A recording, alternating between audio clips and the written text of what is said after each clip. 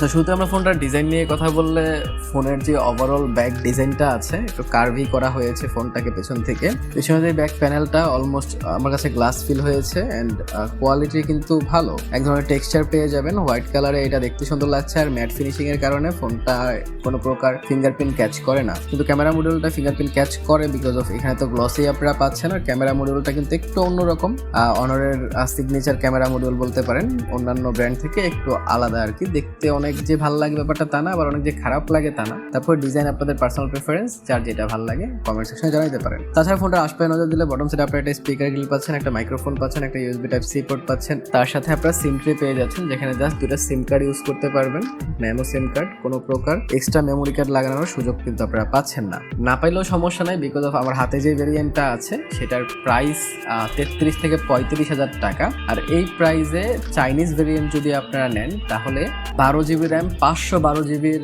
ভেরিয়েন্টটা সেইটা আপনারা নিতে পারবেন। সো 512 জিবি যদি ফোনে থাকে তাহলে এক্সট্রা আসলে মেমোরি কার্ডের প্রয়োজন হয় না। রাইট সাইড আপনার volume rocker and power button পাচ্ছেন। লেফট সাইড পুরোটা ক্লিন দেওয়া হয়েছে, কিন্তু টপ সাইড বিজি। এখানে সেকেন্ডারি স্পিকার পাচ্ছেন, যার কারণে আপনার স্টেরিও স্পিকারের মজাটা থেকে নিতে পারবেন। স্টেরিও স্পিকারের সাউন্ড কোয়ালিটি আমার কাছে ভালো লেগেছে, আমি একটা সাউন্ড ডেমো দিচ্ছি, আপনারা শুনে ডিসাইড করতে পারেন।